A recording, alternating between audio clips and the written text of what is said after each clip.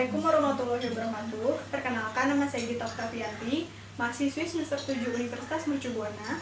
Dalam video kali ini saya akan menjawab pertanyaan-pertanyaan pada kuis pertemuan ke-8 pada mata kuliah laporan akuntan yang diampu oleh Bapak Heliantono.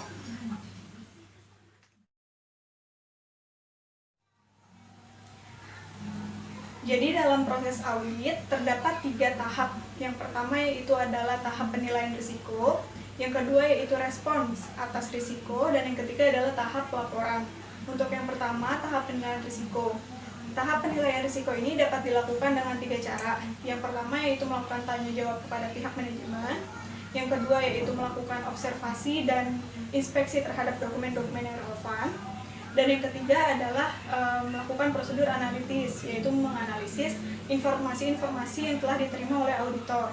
Dengan melakukan ketiga cara tersebut, maka auditor sudah memperoleh sebagian besar atau gambaran mengenai suatu pengendalian internal pada suatu entitas, dan yang kemudian akan disusunkan program audit yang akan dilakukan oleh auditor atas entitas tersebut. Secara sederhana, yang akan dilakukan oleh auditor itu ada pengujian terhadap pengendalian internal, yang kedua adalah pengujian substantif. Untuk pengujian pengendalian internal ini bisa dibilang atau dengan kata lain, pengujian pengendalian internal ini adalah pengujian pada tingkat laporan keuangan, sedangkan pengujian substantif itu merupakan pengujian tingkat asersi. Lalu tahap kedua dari proses audit ini yaitu adalah respons atas risiko. Respons atas risiko ini dapat dilakukan oleh auditor dengan cara mengeksekusi seluruh kegiatan yang ada pada program audit yang telah dibuat sebelumnya. Program auditnya apa aja? Ada 2 kan, tadi udah disebutin di awal. Yang pertama yaitu pengujian atas pengendalian internal, dan yang kedua yaitu pengujian substantif. Pengujian substantif ini juga dibagi menjadi 3. Ada pengujian substantif atas transaksi atau substantif test of transaction atau STOT, dan yang kedua yaitu pengujian substantif atas saldo atau test of detail balance atau TDB, dan yang ketiga adalah pengujian substantif analitikal atau substantif analytical procedure SAP gitu. Jadi dalam suatu perusahaan, apabila pengendalian internalnya telah berjalan dengan baik, maka auditor akan melakukan pengujian substantifnya itu volumenya akan lebih kecil. Begitu juga sebaliknya, apabila pengendalian internal pada suatu perusahaan itu tidak berjalan dengan baik, maka volume pekerjaan pada prosedur atau tes substantif ini akan semakin besar dan akan memakan waktu yang cukup lama oleh auditor. Tahap terakhir dalam proses audit ini adalah tahap laporan. Pada tahap ini, semua kegiatan auditor yang telah dilakukan sebelum-sebelumnya seperti penilaian risiko dan respons atas risiko itu dirangkum semua dan dituangkan pada laporan. Jadi laporan audit ini merupakan satu bentuk komunikasi antara auditor dengan pihak yang lainnya, sehingga laporan ini nggak boleh dibuat secara sembarangan. Dan laporan ini harus bersihkan tentang jenis opini yang diberikan, jenis jasa yang diberikan, terus objek audit, lingkup audit, tujuan audit, hasil audit dan rekomendasi yang diberikan apabila ada kekurangan, dan yang terakhir adalah informasi-informasi audit pada laporan keuangan yang lainnya, seperti itu. Nah, auditor ini memiliki tanggung jawab yang sangat besar dalam membuat laporan audit ini, gitu. Karena kan nggak boleh dibuat sembarangan, nggak boleh dibuat semena-mena. Jadi auditor harus dapat mempertanggungjawabkan laporan yang dikeluarkan tersebut. Karena apabila dikeluarkan atau diterbitkan secara sembarangan, maka KAP yang bertugas itu nama baiknya akan tercemar dan akan diberikan hukuman biasanya oleh pihak-pihak yang berwajib karena telah melanggar etika profesi seperti itu. Dan jadi tadi tuh kan udah disebutin ya, kalau misalkan tahap penilaian risiko ini terdiri dari 3 tahap, yaitu wawancara, observasi, dan prosedur analisis. Kalau misalkan dikaitkan dengan video tugas besaran kemarin, saya membahas mengenai kecurangan laporan keuangan pada Xerox Corporation. Nah, apabila saya berperan sebagai auditor pada Xerox Corporation itu, untuk dapat melakukan penilaian risiko yang tepatnya itu untuk yang tahap pertama, tahap wawancara kepada pihak manajemen, apa aja yang akan saya tanyakan. Terlebih kan permasalahan pada kecurangan kemarin itu kan mengenai penjualan leasing, mengenai menjadi mesin fotokopi. Jadi Xerox ini punya mesin fotokopi yang disewa-sewain ke pelanggannya gitu. Jadi untuk daftar pertanyaannya itu yang pertama mengenai penerimaan order dari pelanggan. Jadi saya akan nanya nih mengenai penerimaan order dari pelanggan. Kalau misalkan ada pelanggan yang order ke Xerox, kita ngeluarin SO enggak? Sales order gitu kan. Jadi kita mencatat bahwa si Bapak A melakukan sewa guna usaha atas mesin fotokopi tipe ini dengan jangka waktu yang sekian gitu. Nah, SO ini juga dibubuhi tanda tangan nggak, diotorisasi dengan pihak yang memang terkait nggak gitu. Apakah SO ini juga diberikan penomoran dan diarsipkan dengan baik, karena jangan sampai kalau misalkan terjadi order atau pemesanan penjualan tapi kita nggak punya arsip. Kalau kita nggak punya arsip, untuk pengecekan itu akan sulit gitu. Jadi harus dilakukan penomoran dan pengarsipan, itu penting.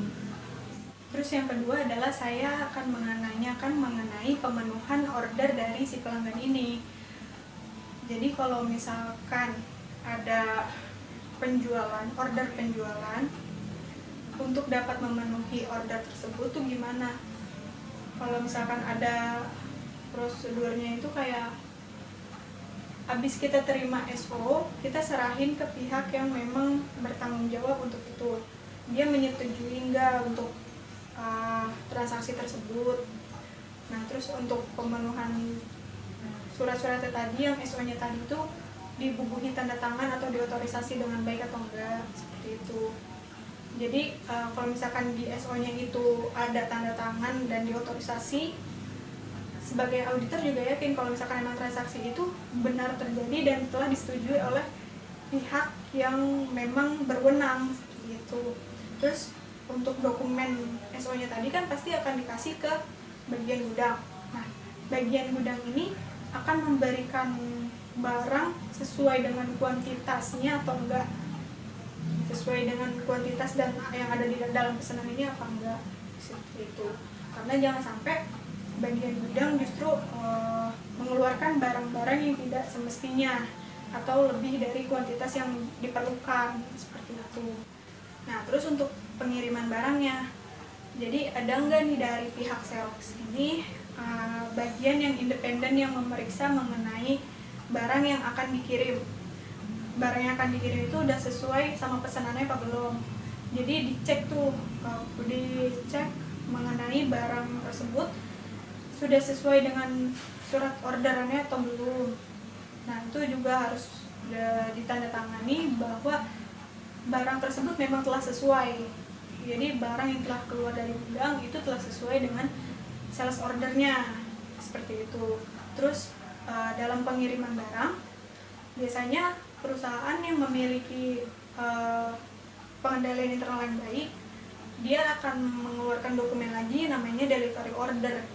Jadi kalau misalkan kita ngeluarin barang nih dari gudang, kita bikin namanya delivery order. Jadi delivery order ini nanti akan ditandatangani oleh pembeli. Jadi ini bisa menjadi suatu bukti bahwa barang yang telah terjual itu telah sampai pada gudang pembeli, seperti itu. Jadi di Xerox ini ada nggak dokumen seperti itu? Jadi dokumen yang dapat memastikan bahwa barang itu memang sudah sampai di gudang pembelinya. Selanjutnya mengenai penagihan. Jadi atas transaksi penjualan tersebut kan leasing. Kalau leasing kan berarti kan nggak seluruhnya dibayar di saat mereka melakukan penjualan dong, pasti dilakukan pembayaran secara bertahap. Nah, si Xerox ini melakukan pengecekan nggak nih terhadap dokumen pengiriman dengan sales order itu sesuai apa enggak, jenis barangnya, kuantitasnya, dan harganya juga itu udah sesuai apa belum, udah sama apa belum. Terus kalau misalkan emang udah sama, melakukan penagihannya seperti apa. Untuk penagihannya biasanya di tanggal berapa atau berapa bulan sekali, seperti itu. Jadi itu juga harus jelas, auditor harus mengetahuinya dengan baik untuk dapat mengecek atau melakukan pengujian terhadap pengendalian dari si Xerox ini. Terus mengenai pencatatan, jadi bagian akunting ini telah mencatat transaksi penjualan itu telah sesuai dengan dokumen-dokumen yang mendukungnya enggak gitu, mengenai kuantitas, jenis barangnya, nilainya berapa, harga yang telah disetujuinya itu berapa gitu, jumlah penagihannya tiap bulan berapa, atau tiap bulan atau tiap 2 bulan sekali, 3 bulan sekali itu berapa, seperti itu. Terus ada nggak pengecekan antara catatan yang dicatat oleh akunting dengan dokumen-dokumen yang telah di-record sebelumnya gitu, dicocokin sama apa enggak, cocok apa enggak gitu. Terus selain ke dokumen, catatan akunting ini harus dicek juga ke buku besar pembantu piutang. Jadi kalau misalkan ada transaksi penjualan, berarti kan ada kartu piutangnya tuh. Jadi customer ini melakukan transaksi sebesar sekian dengan jangka waktu sekian, itu dicocokin sama catatan akuntansi, cocok apa enggak itu. Ada nggak yang mencocokin gitu, pihak yang independen biasanya, jangan akuntingnya atau jangan bagian penjualannya atau penerimaan kasnya, jangan, jadi pihak yang independen yang melakukan pengecekan tersebut.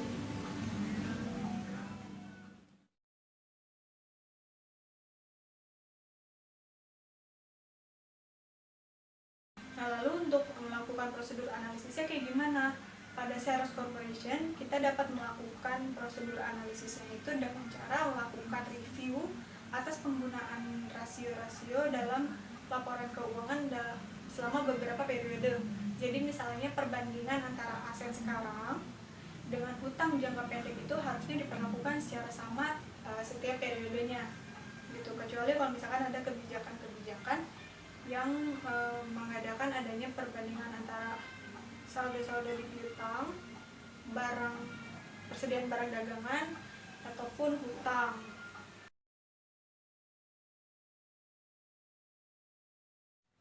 Lalu untuk tahap dari inspeksi dan observasi ini bagaimana gitu? Bagaimana saya melakukannya gitu? Inspeksi dan observasi ini kita bisa lakukan dengan melakukan audit fisik. Melakukan audit fisik atas transaksi yang terkait nih, misalnya kan ini masalahnya tuh masalah di leasing ya, penjualannya.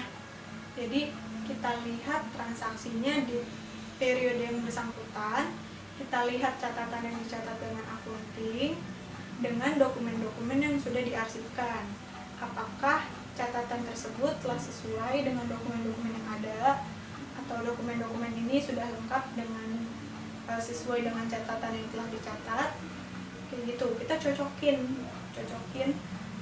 mengenai penomoran yang tadi, mengenai penomoran formulir-formulirnya, otorisasinya, lalu kuantitas, tipe barang, seperti itu. Kita harus melakukan itu semua dengan cermat untuk dapat memperoleh hasil yang maksimal, seperti itu. Jadi intinya adalah dokumen-dokumen yang terkait dengan hal yang kita audit itu harus kita observasi, harus kita inspeksikan, dicek, intinya dicek, dicermati, dicek, dicocokkan, dilihat kesesuaiannya dengan data, dengan catatan, semuanya.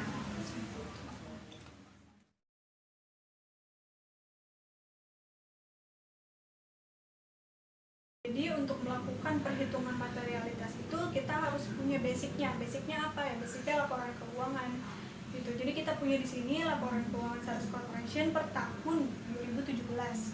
Jadi kita akan menghitung materialitinya. Materialitinya itu dari OM, PM, AM-nya. Untuk yang pertama OM-nya. OM-nya ini kita dapat melalui rumus total aset dikalikan dengan persentase tolak ukurnya. Kita lihat di laporan bahwa total aset dari Saros Corporation per tahun 2017 adalah 15,9 M dikalikan dengan persentase tolak ukurnya, kita pakai 1%. Jadi 15,9 M dikalikan dengan 1%, kita dapat hasil 159.500. Itu kita udah dapat OM-nya. Kita langsung hitung PM-nya atau performance materiality-nya. Performance materiality-nya ini kita dapat melalui rumus OM dikalikan dengan tinggi rendahnya risiko. Kita pakai di sini 70% karena semakin tinggi risiko maka persentasenya akan semakin rendah. Jadi kita pakai di sini OM-nya 159.500 dikalikan dengan 70%, kita dapat hasilnya 111 juta sekian. Udah ketemu PM-nya, kita cari AM-nya. AM-nya kita rumuskan, yaitu OM dikalikan dengan 3%. OM-nya kita dapat 159.500 dikali 3%, kita dapat hasilnya yaitu 4,7 juta. Jadi berikut adalah data-data atau perhitungan-perhitungan materiality dari Saros Corporation per tahun 2017.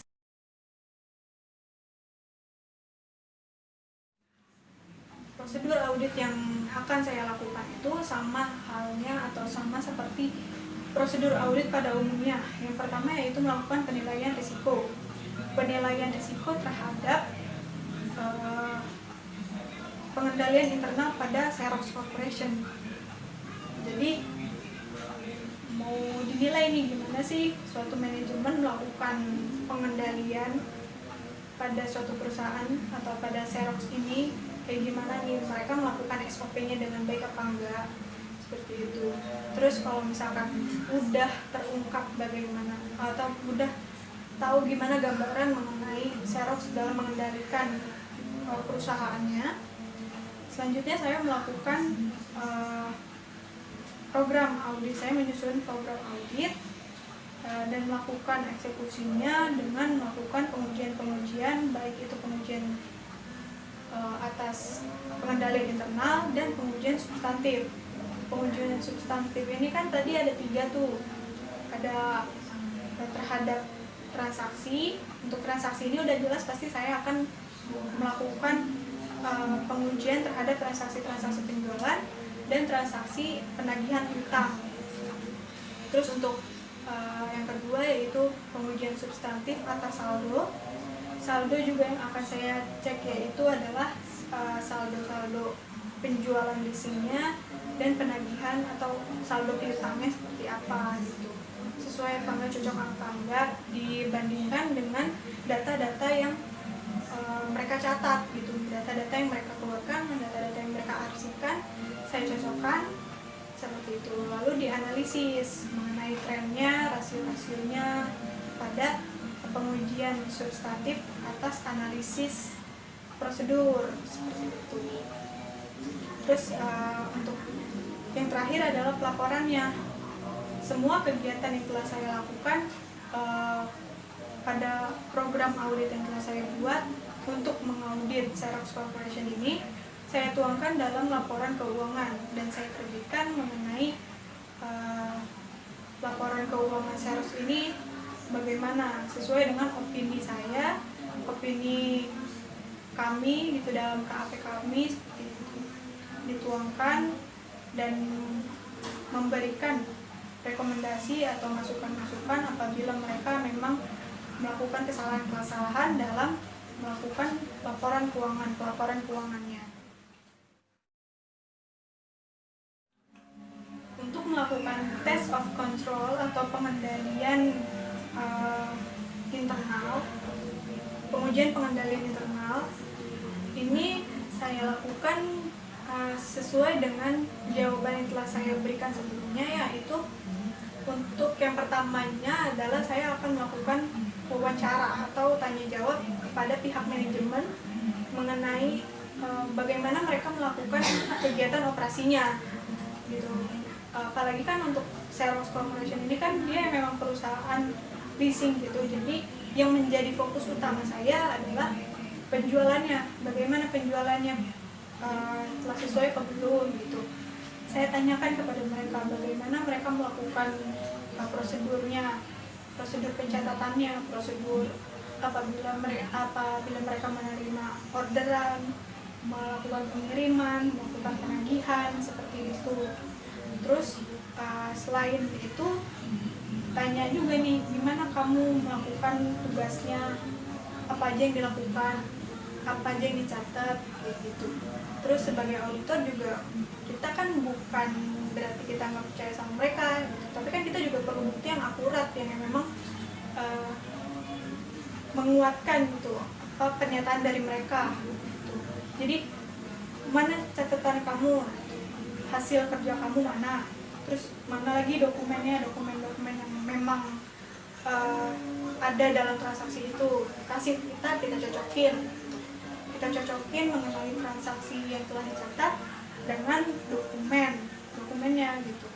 Di dokumennya juga kita cek sudah diotorisasi apa belum, ini memang valid apa bisa digunakan apa enggak gitu untuk transaksi tersebut. Kalau misalkan ada kekurangan atau emang nggak cocok, kita tanya lagi, kita balikin lagi ke sana, gimana nih kok bisa beda. Jadi intinya adalah bertanya untuk memperoleh informasi yang kemudian diolah kembali sama auditor untuk memperoleh informasi yang benar-benar akurat.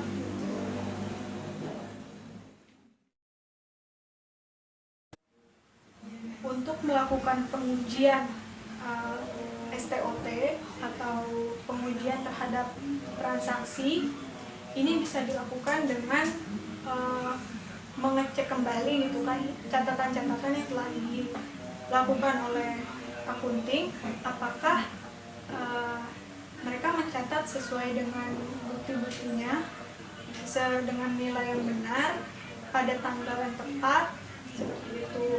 Jadi kita gali lagi nih, kan Xerox ini kan emang konsepnya itu di penjualannya kan, penjualan leasingnya itu. Jadi untuk melakukan pengujian terhadap penjualan tersebut, ya kita lihat jurnalnya benar gak masuk akunnya tuh, akun-akunnya benar apa enggak, dicatat sesuai nilainya itu sesuai sama di formulirnya atau di vouchernya atau enggak, dicatat pada tanggal yang sesuai apa enggak. Karena jangan sampai ada pencatatan tapi nggak ada bukti gitu, itu kan bisa jadi penjualannya tinggi gitu, padahal nggak segitu tapi dicatat terlalu tinggi, jadi labanya kan besar tuh. Itu bisa mengundang para investor untuk berinvestasi pada perusahaan mereka gitu. Jangan sampai terjadi seperti itu. Jadi pencatatan itu akan di cross check lagi ke data-data yang sudah ada gitu. Jadi itulah kenapa perusahaan-perusahaan harus menyimpan atau mengarsip dokumen-dokumen transaksinya untuk memudahkan pengecekan apabila ada kesalahan dalam pelaporan keuangan seperti itu. Itu untuk yang STOT. Lalu untuk yang balance-nya gimana, untuk yang pengujian terhadap saldonya? Kalau pengujian terhadap saldo ini kan auditor tuh untuk menguji apa enggak ada salah saji enggak terhadap saldo akhirnya gitu, nilai buku pada laporan keuangannya gitu. Misalnya penjualan dicatat sebesar 5M gitu, saldo itu tuh benar apa enggak, kita lakukan, bisa aja kita lakukan konfirmasi kepada pihak customernya seperti itu dengan melakukan sampling dari beberapa customer. Kita bisa pilih beberapa aja untuk melakukan konfirmasi dan kita cek lagi ke buku besar pembantu piutangnya bahwa kamu tuh punya piutang segini bener apa enggak gitu, kok gede banget gitu. Jangan sampai Xerox ini justru mencatat piutang kamu tuh gede banget gitu, padahal piutang kamu cuma segini tapi Xerox catat gede banget gitu. Jadi kamu harus bayar ke dia gitu, padahal nggak ada gitu. Bisa aja dia udah lunas tapi di Xerox masih ada saldo gitu kan, jadi Xerox harus melakukan penagihan terus tuh gitu. Jadi jangan sampai terjadi yang seperti itu. Itulah kenapa auditor melakukan pengujian terhadap saldo yang memang dianggap memiliki potensi salah saji yang sangat besar. Seperti itu. Demikian video dari saya, kurang lebihnya saya mohon maaf. Wassalamualaikum warahmatullahi wabarakatuh.